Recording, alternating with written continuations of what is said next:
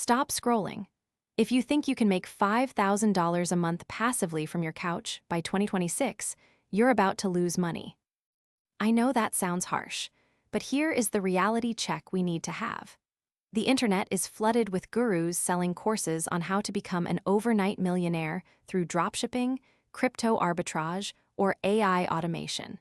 And most of them are selling shovels during a gold rush. They make their money by selling you the dream, not by helping you build a sustainable income stream. Welcome back to Fiscal Beacon.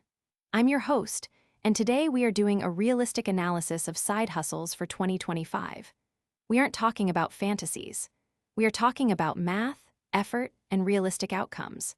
By the end of this video, you'll know exactly which paths have a high probability of generating $500 to $2,000 extra per month, and which ones are just a distraction from your main goals. Let's start with why most side hustles fail. It's not because the opportunities aren't there. It's because of the expectation versus reality gap. When you sign up for a gig app, the app shows you an average earnings dashboard. It doesn't show you the hours of unpaid training, the platform fees, the cancellations, or the sheer burnout of doing repetitive tasks for 20 hours a week. If you view a side hustle as a way to replace your main job income immediately, you will quit within 3 weeks. The key is to view it as a ladder, not a teleporter. So let's look at strategy number 1, skill-based freelancing. This is the most reliable way to make significant money in 2025, but it requires you to have a sellable skill. We're talking about writing, graphic design, video editing, or coding. Let's use a real number example. Say you are a decent writer. You could sign up for a freelance platform and charge 5 cents per word. If you write a 1,000-word blog post, that's $50. If you can write 2 posts a week, that's $400 a month. But here is the lever for 2025: specialization. General writers are competing with AI.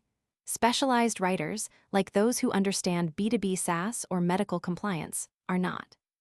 If you niche down, you can charge 15 cents or even 20 cents per word. Suddenly, those 2 posts a week bring in $1,200. That is a massive difference. The catch? You have to build a portfolio. You have to learn how to pitch clients. It's not passive, it's active work, but it scales. Now, if you don't have a digital skill, don't panic. Let's move to strategy number 2, the boring service business. This sounds unglamorous, and that's exactly why it works.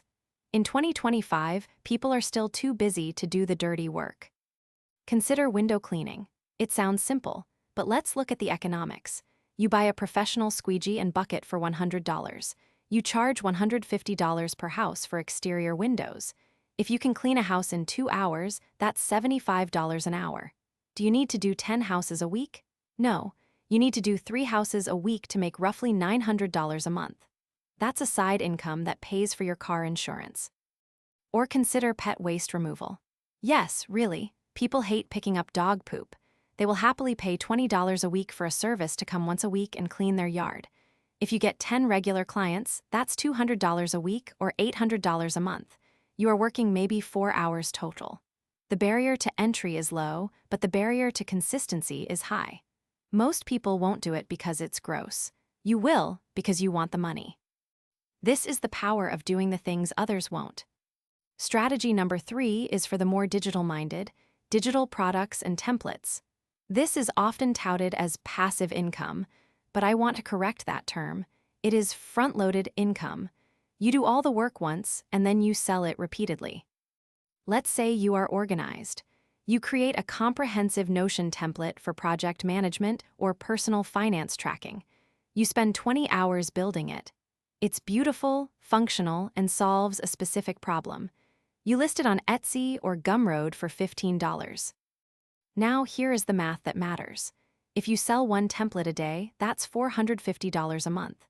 If you sell 5 a day, that's $2,250. The problem? Getting those sales, you need traffic. You need to learn basic SEO or run social media ads or build an audience. In 2025, the market is saturated with junk. Your product must be high quality. But once it is, you can sell it while you sleep. The risk here is that you might spend months building something nobody buys. That is the cost of experimentation.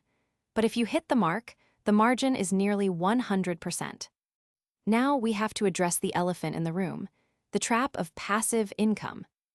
I see so many people trying to start a YouTube channel, a podcast, or an affiliate marketing blog with the goal of making money while they sleep. These are valid businesses, but they take years to mature. In 2025, the algorithm is more competitive than ever. If you start today, you might not see a dime for 6 to 12 months. This doesn't mean you shouldn't do it. It means you need to manage your expectations. Do not quit your day job to start a blog. Do not invest your rent money into a passive scheme.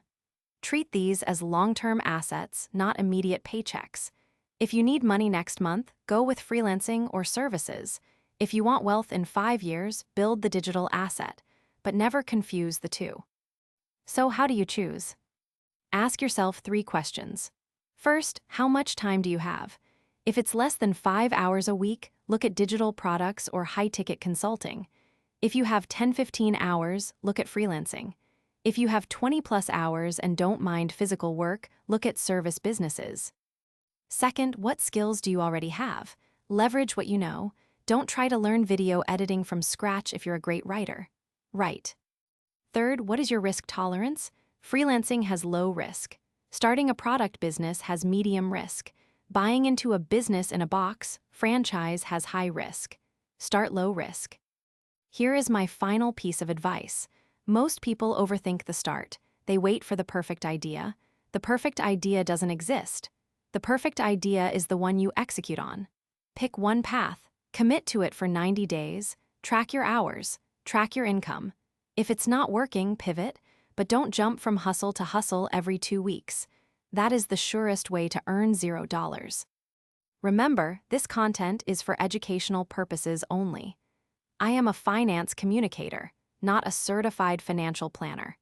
Before making any significant financial decisions, consider consulting a financial advisor who can look at your specific situation. If you found this realistic breakdown helpful, hit that like button. It helps the algorithm find other skeptical, smart investors like you. And subscribe to Fiscal Beacon for more no-nonsense money advice. Next week, we're talking about the latte factor myth and where you should actually be putting your extra cash in 2025. You don't want to miss that.